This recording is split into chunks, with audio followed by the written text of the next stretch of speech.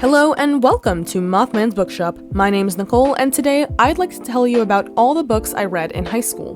Warning, I'll try and make this as spoiler-free as possible, but given it's a book review, there are bound to be a couple spoilers. Now initially, I wanted to make this a roundup of all the books I read in all of school. But A, that would be a 40-minute episode. B, I barely remember what I read in high school, and C, I read a lot of old books like 1984 and Dracula, and those would be a little difficult to review in 3 sentences. On to the main point, the last few years, especially those during quarantine, were very difficult for many, especially for younger students who had to go through most of middle school or finish elementary on a computer. It has been a wild ride, and though I will miss a lot of things, I can't wait to move on to adulthood and the next stage of my life. If you can't tell yet, this will be a bit of an emotional episode for me, and with that, let's get into it. Content warning for mentions of murder and the Holocaust. For those who haven't listened to the children's book episode, first of all, go do that, it's a very fun episode, and second, here's a rundown of that format. Basically, I give a quick summary instead of my usual in-depth summary, and then I give a quick review and rating and move on to the next. This episode has 7 books, and before I start, I do want to say that I may have missed a couple, and also that we didn't read as many books as we might have usually because of quarantine and other reasons. Also, some of my opinions could be a little outdated because I did read these a while ago and might not be able to fully justify some of these opinions. First on the roster is Sabriel by Garth Nix. After Sabriel was sent to Ancestor boarding school as a child, she missed out a bit on the random power of free magic or the dead who refused to stay dead. During her final semester, her father, the Abhorsen, goes missing, and Sabriel, accompanied by a sassy cat and friends, now has to brave the Old Kingdom to find him. Right off the bat, the biggest thing that I remember about the plot is that I did not like it. I thought it was very dull, very slow-paced, and overall, not super memorable, even though I think it was the last book I read my freshman year.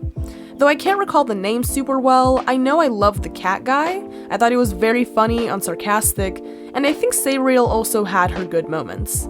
I rate this book at a 2.5 out of 5. Our next book is The Curious Incident of the Dog in the Nighttime by Mark Haddon.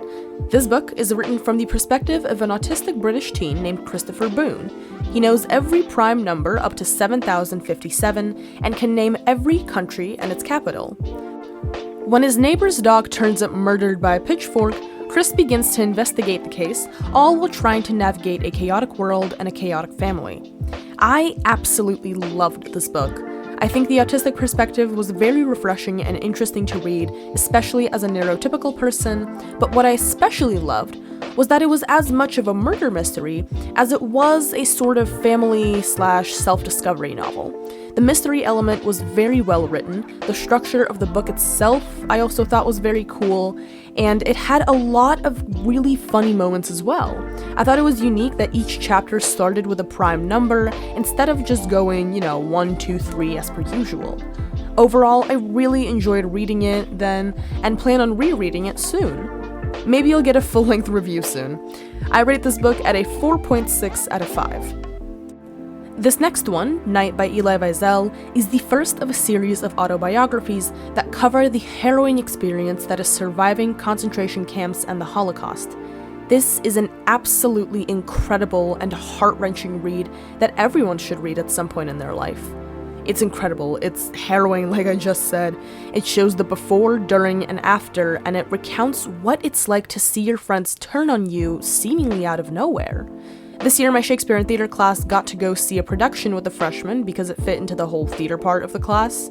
It was put on by a local Jewish organization meant to tell these stories and promote knowledge of the Holocaust, and the play told the stories of I think 5 or 6 survivors, some of whom went through the camps and some who didn't. And honestly, I sobbed through the entire thing. We got to talk to the actors after the freshmen left, and it was such an insightful conversation on the process, what it was like to be a Jewish actor and be in a play like this, and I think everyone should be able to see something like this in their life. This book and the play were a solid 5 out of 5 for me. On a bit of a lighter note, our next book, And Then There Were None by Agatha Christie, is of course a murder mystery. This book follows a collection of characters, all of which killed someone either directly or indirectly, as they get picked off by someone there one by one using methods described in an old poem about 10 little soldier boys. I loved it. This was my sort of official introduction to Christie, and I still love a good mystery to this day.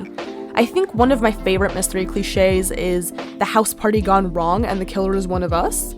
And the next review is about a book exactly like that, and I'm so excited to tell you about it. The suspense in this book was, of course, very well written, and the red herrings were so well done. I genuinely was convinced that a certain character was the murderer right until the very end, when it turned out to be the exact opposite. 5 out of 5 again for Agatha Christie, and I look forward to reading more of her works. Okay, so a lot happens in this next one, which is Macbeth by William Shakespeare, but basically, Scottish king gone bad murders a bunch of people in a power-hungry rage, and then gets murdered himself because it's a Shakespearean tragedy, and as everyone knows, if your name is in the title, you will be dead by the end of the play. Even though this isn't technically a book, it's a play, and yes, I am pretentious like that, don't say anything, I thought it would be appropriate to include it because we did read it in school, and even though we read Macbeth my freshman year, I've loved Shakespeare or anything Shakespeare related for a while, so I was in for a treat in high school. I ended up getting involved with the Shakespeare Club and taking part in multiple very fun productions despite the pandemic. In my junior year, we actually recorded a Macbeth-inspired podcast in the style of that early 2000s podcast Serial. It's available on YouTube at the Shakespeareal, so if you want to check that out, you know. Back to the play, it's amazing, what can I say? I loved reading it and acting out certain scenes in class. It was a lot of fun. It's a really interesting play in general, and even if it wasn't one of my favorites, I would love to someday see it live. Macbeth gets a solid 4.7 out of 5 from me. In a not-so-shocking turn of events, our next book is actually also a play, A Raisin in the Sun by Lorraine Hansberry.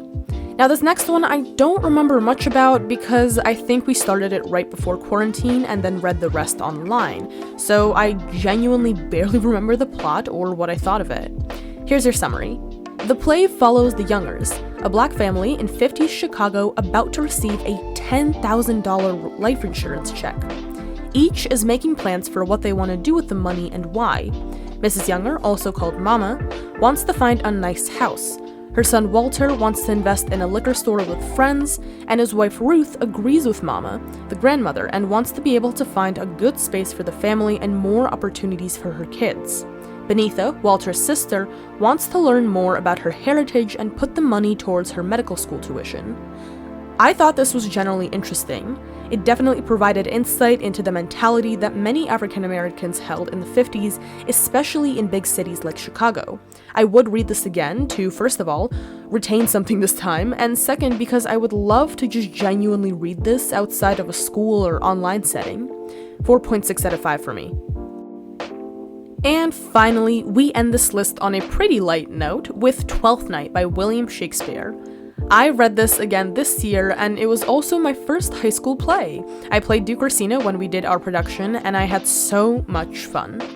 Anyway, the play opens with the Duke pining after the lovely Countess Olivia, who plans on isolating herself and mourning for 7 years after the death of her brother and father.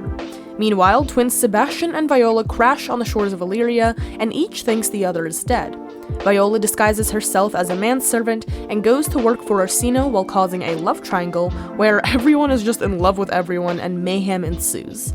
Behind the scenes, Olivia's cousin, maid, steward, and others bully each other and cause even more mayhem. In true Shakespeare fashion, everyone gets married in the end and all is well. This is such an incredibly funny play.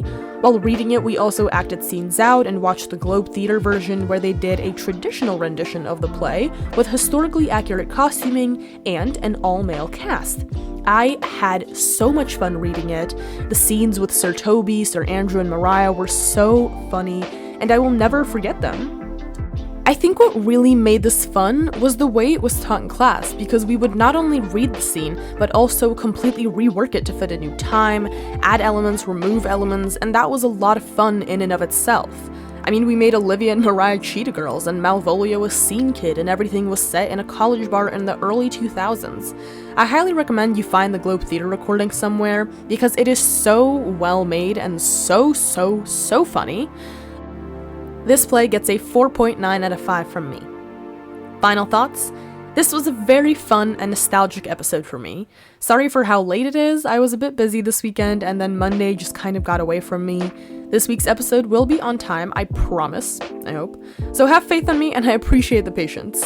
I hope I'll be able to do another one of these roundup episodes in the future. Maybe at the end of the year I'll have a top 5 books of the year episode. Don't forget to rate the podcast if you like it.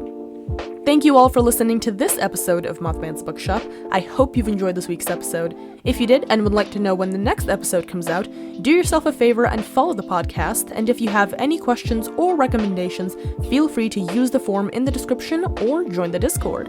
Once again, my name is Nicole, and I'll see you next week here in Mothman's Bookshop.